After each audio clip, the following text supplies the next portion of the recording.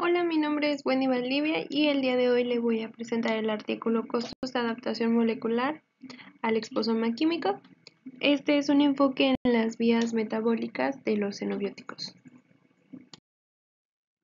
Iniciando el artículo con una breve introducción, nos decía que los organismos se adaptan a su entorno a través de diferentes vías, como es en el caso de los vertebrados, que los xenobióticos se detectan, metabolizan y eliminan a través de las vías inducibles de metabolización de xenobióticos, que a lo largo del artículo los vamos a encontrar como XMP, que también pueden generar intermediarios tóxicos reactivos. En esta revisión analizaremos los impactos de la complejidad del exposoma químico en el equilibrio entre la desintoxicación y los efectos secundarios.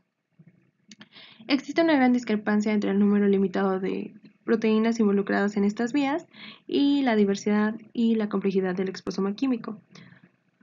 Varias proteínas XMP tienen una baja especificidad que le permite unirse y o metabolizar una gran cantidad de sustancias químicas. Esto conduce a consecuencias no deseadas como es la inhibición cruzada, el metabolismo ineficiente, la liberación de intermediarios tóxicos, entre otras. Además, varias proteínas XMP tienen funciones endógenas que pueden verse alteradas por la exposición a sustancias químicas exógenas. El microbioma intestinal produce una gran cantidad de metabolitos que ingresan al cuerpo y forman parte del exposoma químico. Puede metabolizar xenobióticos y eliminarlos o generar derivados tóxicos. Las complejas interacciones entre sustancias químicas de diferentes orígenes se ilustrarán mediante las diversas funciones del receptor de hidrocarburos arílicos que se une y traduce las señales de gran cantidad de xenobióticos, metabolitos del microbioma, sustancias químicas claves de esta introducción. Encontramos que los vertebrados metabolizan y eliminan xenobióticos mediante las vías XMP. Estas vías pueden generar metabolitos tóxicos afectando la homeostasis del organismo. Existe una gran discrepancia entre la cantidad de proteínas XMP y la variedad del exposoma químico, y la adaptación a este exposoma conlleva costos biológicos como es el estrés oxidativo y las alteraciones metabólicas. Continuando con el artículo, como primer tema tenemos el exposoma y el ecoexposoma, donde nos decía que en las últimas décadas se ha trabajado mucho en la caracterización de los genomas de diferentes especies, como lo son los animales, las plantas, los hongos, entre otros, y sus implicaciones biológicas y para la salud. Se ha adquirido menos conocimiento sobre las exposiciones ambientales y sus impactos biológicos. Esto llevó a Chris Weil en el 2005 a proponer el concepto de exposoma, que se definió como la exposición ambiental del ciclo de vida, incluidos los factores de estilo de vida, desde el periodo prenatal en adelante. Con esta definición, el exposoma aparece como el complemento del genoma y su interacción explica los estados fisiológicos y patológicos. La definición del exposoma de Weil incluye dos dimensiones importantes. Una, que es el exposoma, cubre una variedad de exposiciones que incluyen exposiciones químicas, físicas, biológicas, psicológicas, sociales y conductuales, y el segundo es que el exposoma abarca el ciclo de vida, incluidos los periodos críticos de vulnerabilidad, como lo son el periodo prenatal, los recién nacidos, la pubertad y los ancianos. Las contribuciones adicionales al concepto de exposoma apuntaron a la operacionalización del concepto. Varios autores destacaron el componente químico del exposoma, entre ellos Rapport y Smith, quienes se centraron en la caracterización analítica exhaustiva de las sustancias químicas en los fluidos corporales. La espectrometría de masas de alta resolución ha sido fundamental para caracterizar la complejidad del perfil de exposición, así como el metaboloma endógeno, que refleja al menos parcialmente la complejidad de las respuestas biológicas a las exposiciones ambientales. Utilizando estas tecnologías es posible estudiar simultáneamente miles de compuestos. Recientemente, esta caracterización a gran escala, también conocida como exposómica, se ha integrado aún más con otras ómicas, por ejemplo, metabolómica, transcriptómica, lo que lleva al concepto de exposoma funcional, que se define como la traducción biológica del exposoma de forma similar a como la genómica funcional se refiere a la expresión funcional del genoma. Esta traducción biológica se refiere, por ejemplo, a los mecanismos de toxicidad desencadenados por múltiples exposiciones. Un ejemplo de este es el estrés psicosocial y el estrés químico. Si bien parte del interés en el concepto de exposoma vino de científicos involucrados en la salud humana, se obtuvo una perspectiva más global con el ecoexposoma, definido como la interacción e influencia bidireccional entre los humanos, el ecosistema, y que le dio un mayor enfoque al impacto de los factores estresantes ambientales en los organismos vivos en los ecosistemas. El ecoexposoma brinda oportunidades adicionales para interaccionar entre las comunidades ecotoxicológicas y de salud humana, y en muchos casos las preguntas y los enfoques son muy similares. Gran parte de este esfuerzo en el campo del exposoma se ha dedicado a su caracterización y al desarrollo de metodologías para medir el exposoma y su complejidad. El componente químico del exposoma ha sido particularmente estudiado. Desde ahora ya es posible analizar muestras biológicas como lo es la sangre, la orina, el cabello, entre otros, y recopilar datos sobre miles de sustancias químicas y sus productos de degradación utilizando metodologías de detección no dirigidas. Ahora se puede abordar nuevas preguntas en este campo, una de ellas o con el fin de comprender los impactos de las mezclas químicas complejas de la salud humana. De hecho, el impacto de las mezclas se ha detectado tempranamente en el campo farmacológico, refiriéndose a las interacciones potenciales entre varios medicamentos con respecto a los contaminantes, aunque los mecanismos de adaptación biológicos a las exposiciones a sustancias químicas individuales se han estudiado durante mucho más tiempo. El desafío que representa la complejidad del exposoma para estos mecanismos adaptativos sigue siendo poco comprendido. Esto se debe principalmente a la enorme diversidad de sustancias químicas a los que estamos expuestos. De hecho, el exposoma químico no solo abarca los xenobióticos tradicionales, como los contaminantes y los fármacos, sino que también incluye componentes dietéticos, y lo que es aún más importante es los metabolitos microbianos. El objetivo de esta revisión es analizar estos desafíos e identificar los costos de dichos mecanismos adaptativos cuando se consideran miles de sustancias químicas en lugar de sustancias químicas tomadas individualmente. Se centrará principalmente en los mecanismos de adaptación molecular relacionados con las vías metabólicas de los xenobióticos. Y algunos puntos claves que podemos rescatar es el exposoma, incluye todas las exposiciones ambientales a lo largo de la vida. Criswell en 2005 lo definió como complemento del genoma para entender la salud y se estudia mediante espectrometría de masas de alta resolución, que es el HRMS, y el ecoexposoma analiza la interacción entre los humanos y el ecosistema en el que se desarrolla. Bueno, como segundo tema tenemos la adaptación biológica a sustancias químicas exógenas y nos decía que las células y los organismos han desarrollado sistemas de defensa que les permiten desintoxicar o eliminar sustancias químicas exógenas llamadas xenobióticos. Estos sistemas de defensa son fundamentales para la supervivencia de las células o poblaciones y se encuentran en todos los filos, aunque con una gran heterogeneidad. Si bien la adaptación a lo largo del Si bien la adaptación a largo plazo a los factores de estrés externos depende de mecanismos genéticos o epigenéticos que pueden tener efectos multigeneracionales y evolutivos.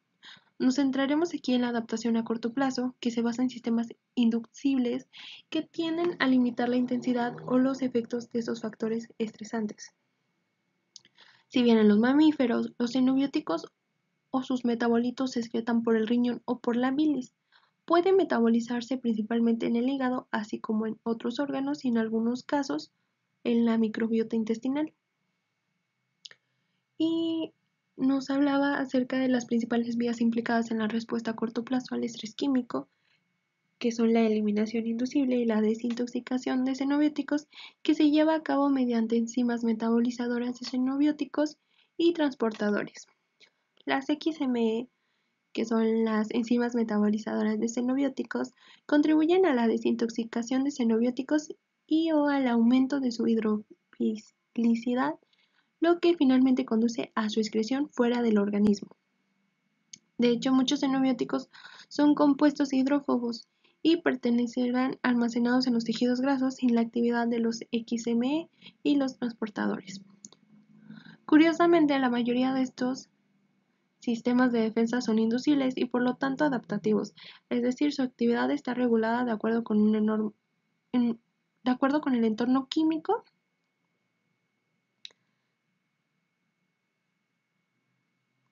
en el que estén. Por lo tanto, además de las enzimas metabólicas y los transportadores, la respuesta celular a los xenobióticos incluye receptores de xenobióticos que son sensores para estos químicos que desencadenan las respuestas de defensas biológicas, es decir, la actividad de los XME y los transportadores. Si bien los xenobióticos pueden unirse a una variedad de receptores celulares, incluidos los receptores hormonales, solo unos pocos de estos están involucrados con los XMP, porque son capaces de inducir las vías metabólicas que conducen a la eliminación de xenobióticos. Estos receptores son los receptores aryl-hidrocarburo, que se abrevian como AHR, el receptor X de pregnano, que se abrevia con PXR, el receptor constitutivo de androstano, que se abrevia como CAR, y el receptor alfa activado por el proliferador de peroxisomas. La regulación de los XME es una respuesta molecular relativa a corto plazo a la exposición a sustancias químicas.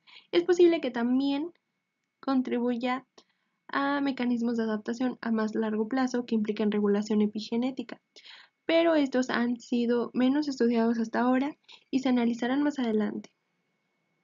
Para ilustrar el metabolismo de los xenobióticos en los mamíferos, analizaremos aquí la vía AHR en una gran cantidad de hidrocarburos poliaromáticos, que son los PAH, o hidrocarburos aromáticos polihalogenados, que se unen al AHR e inducen el XMP específico, y los transportadores como las enzimas de fase 1 mediante el citocromo P450, 1A y 1B, que suelen añadir oxígeno a las moléculas hidrófobas, lo que permite actividades de desintoxicación adicionales. Varias enzimas de fase 2 como la NADPH quinona deshidrogenasa 1, la uridina difosfoglucosiltransferasa y el glutatión 5-transferasa, que tienden a desintoxicar o aumentar la hidrofilicidad añadiendo un grupo químico altamente hidrófilo, así como transportadores de membrana. La función de este XMP, coordinado desde el sensor a los efectos, es aumentar la hidrofilicidad de los productos químicos hidrófobos, aumentando así considerablemente su tasa de eliminación y desintoxicación de ciertos metabolitos. Por lo tanto, el metabolismo de los xenobióticos es una vía adaptativa de estrés que se activa con la exposición a esas sustancias químicas. Es importante destacar que estos HAP no solo están relacionados con las actividades humanas, sino que también pueden generarse a partir de incendios forestales, actividades volcánicas y otras actividades naturales o humanas que impliquen la combustión. Por lo tanto, estos organismos utilizan vías que metabolizan los xenobióticos de origen natural para desintoxicar las sustancias creadas por el hombre, que han aumentado considerablemente desde la Revolución Industrial. Y bueno, este elegante proceso está lejos de ser perfecto y sorprendentemente también se ha demostrado que los XMP bioactivan ciertos xenobióticos especialmente procarcinógenos y aumentan su toxicidad. Estos efectos paradójicos se derivan de las reacciones bioquímicas necesarias para eliminar los xenobióticos. De hecho, para agregar un grupo hidrófilo a los xenobióticos hidrófobos, como los HAP, presentes en el aire contaminado y en el humo del tabaco, primero se requiere agregar un grupo de oxígeno reactivo que surge en el metabolismo de la fase 1, que conduce a una primera clase de intermediario, por ejemplo epóxidos o hidroxilos. En el caso de un epóxido agregado, se transforma rápidamente en derivados de hidroxilo que pueden soportar la adición de otro grupo hidrofilo. Esto surge en el metabolismo de fase 2. Sin embargo, estos intermediarios de epóxidos son extremadamente reactivos y por lo tanto pueden conducir a una variedad de reacciones tóxicas.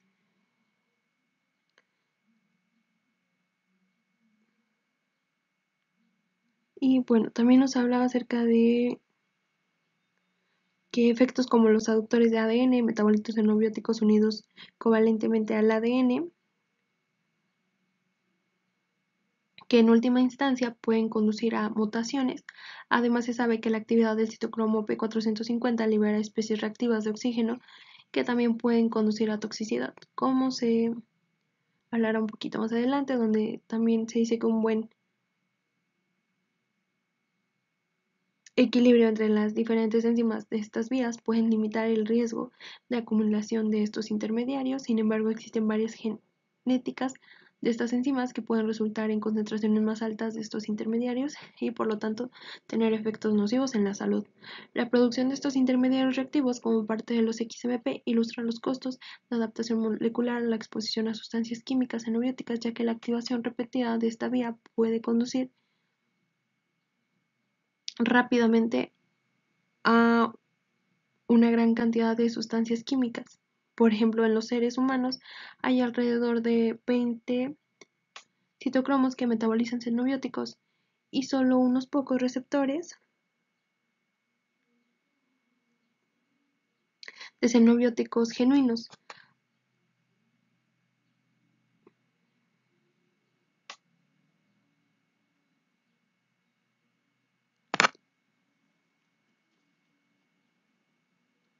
Aunque la cantidad de sustancias químicas que son sustratos reales de los citocromos que metabolizan xenobióticos es extremadamente variable, algunas de ellas detectan y responden a cientos o miles de sustancias químicas, una propiedad que a veces se define como promiscuidad.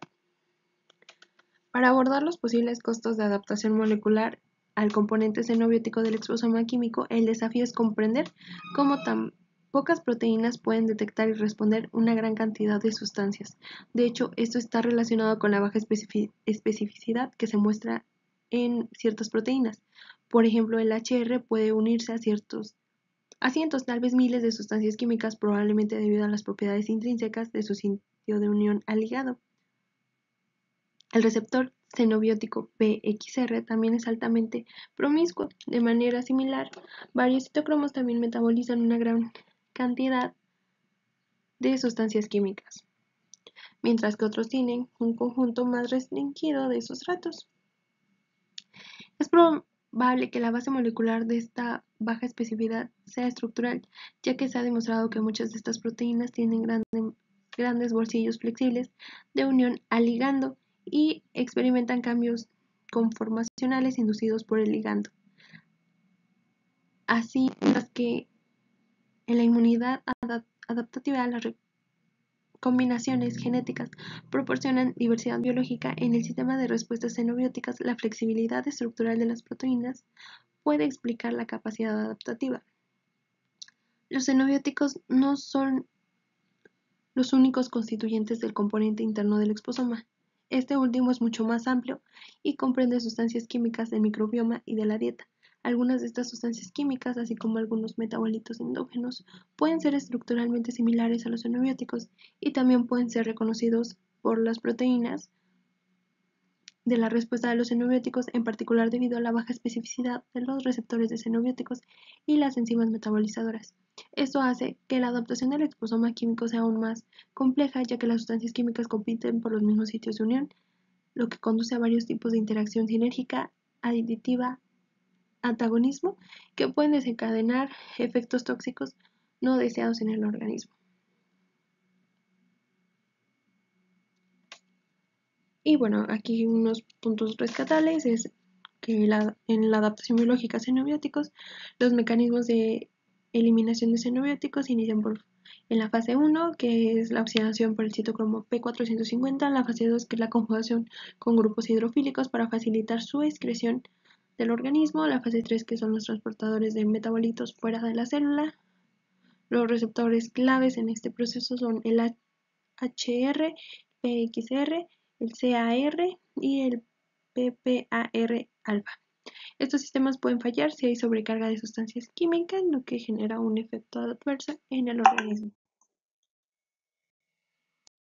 Aquí tenemos una imagen donde nos explica los destinos de los xenobióticos en organismos mamíferos y como inciso A, iniciando la imagen de la parte superior izquierda, tenemos que tras la ingestión los xenobióticos pueden interactuar con el microbioma y pueden cambiar su composición y o ser metabolizados. Los xenobióticos, sus metabolitos, así como los metabolitos del microbioma se absorben y sufren un mayor metabolismo en el hígado y posiblemente en otros órganos. Después de este paso, pueden eliminarse a través de la orina o, en el caso de algunas sustancias químicas, en la bilis. Parte de estas últimas sustancias químicas son reabsorbidas por el intestino antes de su eliminación.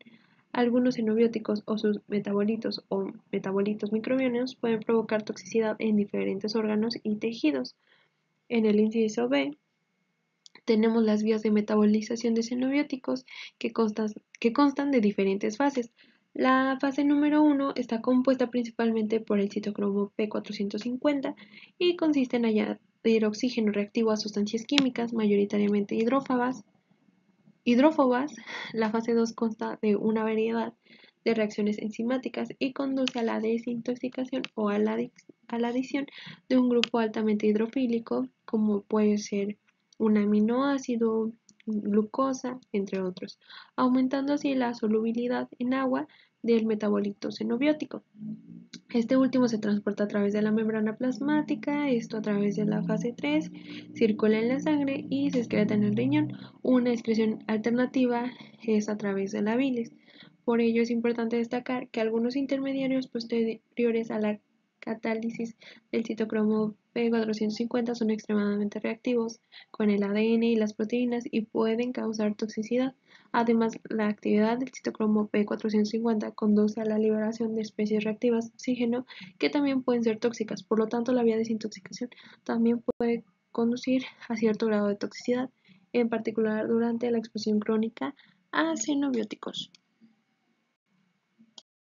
Como cuarto subtema tenemos las implicaciones de la escasa especificidad del sistema de respuesta del exposoma químico, donde nos decía que la escasa selectividad de los mecanismos adaptativos del exposoma químico tiene varias implicaciones, como lo son actividades inconscientes de los diferentes componentes de la vía biológica. Esto se ilustra mejor con el caso de los contaminantes orgánicos persistentes, que son detectados por los receptores xenobióticos, pero no son posteriormente transportados por los XME, lo que conduce a su bioacumulación en los tejidos grasos. Un ejemplo de esto es la vía mediana de la dioxina, CBSO,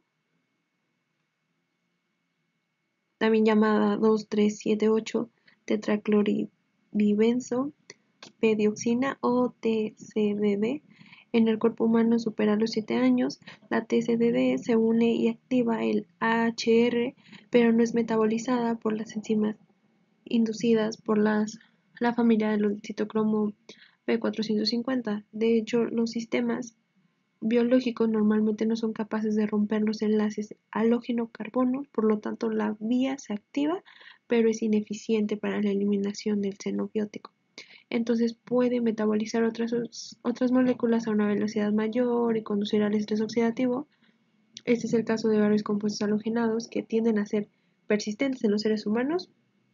Por este motivo, inducidas las dioxinas, los furanos, los bifenilos policlorados, los retardantes de llama polibromados y las sustancias perfluoroalquiladas y polifluoroalquiladas, muchas de las cuales están cubiertas por el Convenio de Estocolmo. Segundo punto, mayor riesgo de sustratos desacoplados. La escasa selectividad de los citocromos P450 aumenta el riesgo de estrés oxidativo. De hecho, tanto Los xenobióticos, como los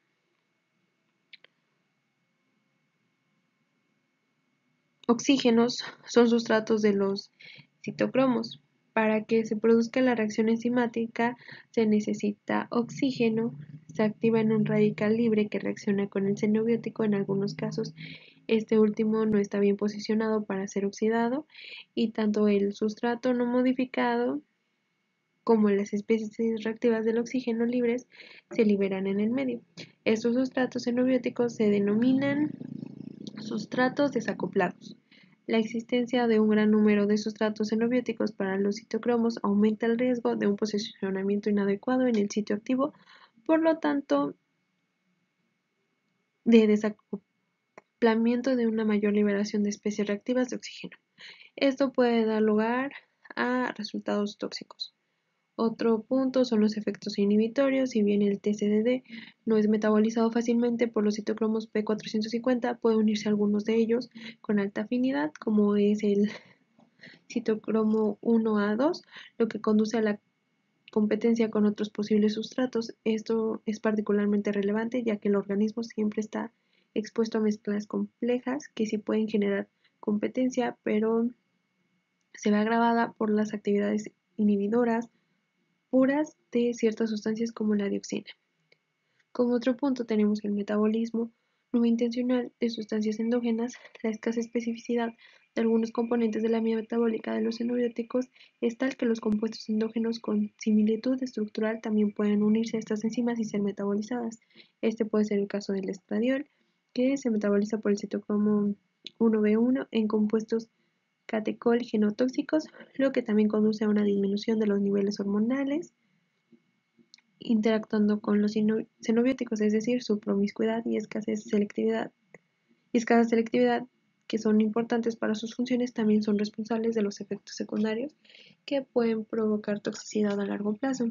Y como puntos que salvar de esta parte tenemos la baja especificidad de las enzimas XMP, que puede metabolizar muchas sustancias causando interacciones no deseadas en el organismo. El estrés oxidativo, la metabolización genera especies reactivas de oxígeno, dañando el ADN y las proteínas. La bioactivación de xenobióticos, que algunos compuestos inofensivos pueden convertirse en tóxicos por acciones enzimáticas. Y como ya veíamos, un ejemplo de esto es la dioxina, que se une a la HR, pero no es degradada, acumulándose y causando una toxicidad de tipo crónica. Como quinto subtema tenemos las múltiples funciones fisiológicas de los componentes del sistema de respuesta al exposoma, el receptor de hidrocarburos arílicos como sistema modelo. Y nos decía que en los últimos años se ha demostrado que los receptores y enzimas de xenobióticos pueden unirse y metabolizar respectivamente sustancias dietéticas, microbianas y endógenas, además de los xenobióticos. Inicialmente se pensó que esto se debía únicamente a la alta especificidad y en consecuencia errores cometidos por el sistema biológico. Sin embargo, además, este último mecanismo se ha descubierto que varias proteínas de la vía de respuesta a los xenobióticos pueden tener múltiples funciones, incluidas funciones endógenas.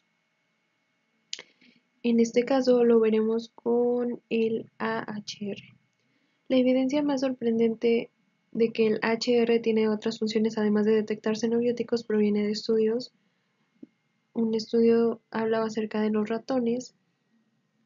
AHR muestran una serie de defectos en los sistemas vascular, hepático, inmunológico, reproductivo y ocular en ausencia de cualquier xenobiótico, lo que indica que el AHR tiene otras funciones endógenas. Paralelamente, se ha dedicado una gran cantidad significativa de trabajo a la caracterización de las proteínas AHR en diferentes especies. En comparación con los humanos o roedores, expresión o no en varios tejidos. De hecho, el AHR es una proteína antigua que apareció en la evolución con los eumetazos, pero su función en vertebrados e invertebrados es diferente. Como se menciona anteriormente, en vertebrados inicialmente se pensó que el AHR estaba involucrado principalmente en la unión de xenobióticos y desencadenaba su eliminación. Por el contrario, en invertebrados, la proteína parece estar involucrada principalmente en el desarrollo y la dirección neuronal. De hecho, en Drosophila, el HR está involucrado en el desarrollo y la organogénesis, mientras que en Carnohamidis elegans regula la diferenciación de neuronas específicas. Si bien inicialmente se pensó que no se activaban por sustancias químicas en estas últimas especies, luego se descubrió que se activaban o inhibían por algunas sustancias químicas, algunos hidrocarburos, pero ciertamente no la misma variedad de sustancias que las del AHR de los mamíferos. Esto indicó que en algunas especies las funciones primarias del AHR estaban relacionadas con el desarrollo y con las funciones del sistema nervioso, lo que plantea la posibilidad de que algunas de estas funciones endógenas pudieran haberse conservado en el AHR de los vertebrados, como de hecho se demostró tras la caracterización de ratones AHR. Además, se ha demostrado que el AHR está involucrado en la formación de mielina tanto en ratones como en humanos. Un caso interesante es el de los peces, en particular el pez cebra. El pez cebra en realidad tiene tres versiones del AHR. Estas son llamadas 1A, 1B y 2 debido a la duplicación de genes que se produjo durante la evolución. Cada receptor tiene sus propias características AHR2 y AHR1. Se expresan en una gama más amplia de tejidos de AHR1B. Se cree que la AHR2 tiene funciones fisiológicas o de desarrollo que la AHR1 no tiene. Cada receptor se une a una variedad de ligandos, pero a diferentes paneles de sustancias químicas. Por ejemplo, el TCDD se une solo al HR1B y al HR2. Por lo tanto, a lo largo de la evolución, su estructura, la función y en algunos casos el número de genes del HR han cambiado y posiblemente para adaptarse a los cambios ambientales y a la complejidad del organismo.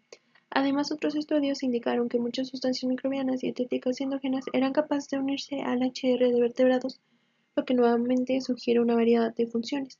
También se demostró que dependiendo del tipo de sustancia química, los efectos biológicos del HR parecen ser diferentes, en particular los genes inducidos y la unión a secuencias de ADN.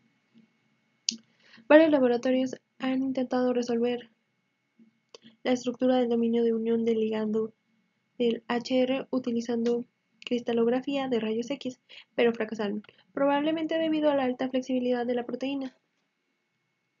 Recientemente se obtuvo la utilización microscópica crioelectrónica, allanando el camino para una comprensión adicional de los mecanismos de unión y activación del ligando. Los modelos y estudios estructurales recientes indican que los bolsillos de unión de invertebrados y vertebrados son bastante diferentes, lo que explica también las diferentes funciones del HR en perspectiva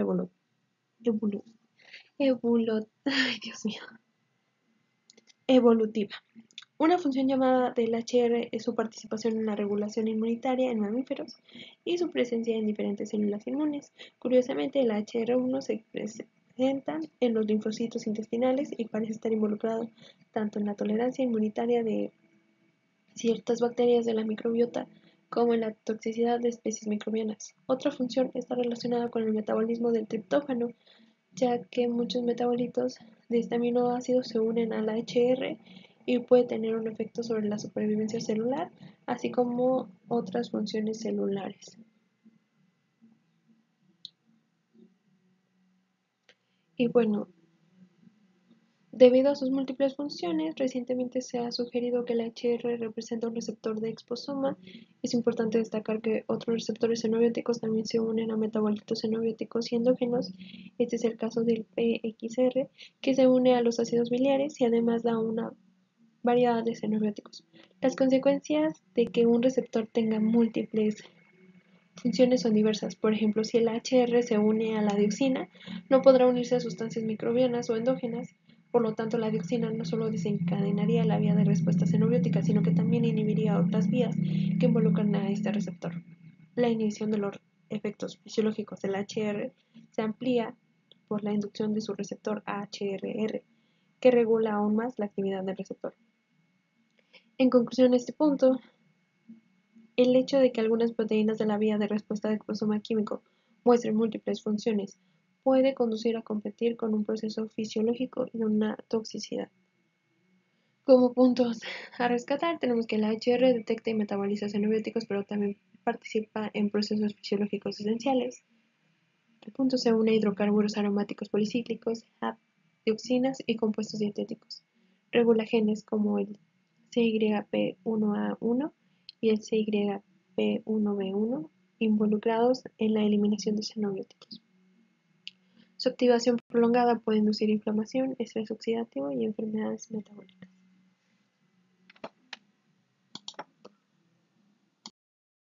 Bueno, tenemos aquí la diversidad del exposoma químico en una imagen donde nos muestra los ligandos y las funciones del receptor de hidrocarburos arílicos AHR. Actualmente se sabe que la AHR tiene una variedad de ligandos como xenobióticos, compuestos dietéticos, metabolitos del microbioma y sustancias endógenas. Por consiguiente, tiene varias funciones diferentes en la desintoxicación, el sistema inmunológico y la homeostasis de los órganos de barrera, así como el sistema nervioso y en el desarrollo de este. Si bien esta condición de una proteína con muchas funciones puede estar relacionada con la evolución y posiblemente con la sobriedad biológica, también puede conducir a interferencias y consecuencias tóxicas. Esto ilustra un aspecto de los costos de adaptación a un exposoma químico altamente complejo. Como sexto punto tenemos la adaptación a largo plazo y la epigenética, donde nos decía que los xenobióticos pueden inducir cambios epigenéticos. Uno de estos es la modificación de histonas, otro podría ser la metilación del ADN y otro es la regulación del ARN no codificante. Un ejemplo de esto es la exposición a vinclosolina en ratones generó cambios epigenéticos transgeneracionales. La regulación epigenética de genes XMP puede prolongar la expresión de enzimas detoxificantes. El séptimo subtema es los múltiples roles de la microbiota, donde nos decía que existen varias interacciones entre las sustancias químicas exógenas y el microbioma intestinal, que son muy relevantes para la composición del exposoma químico y la respuesta del cuerpo a tal desafío.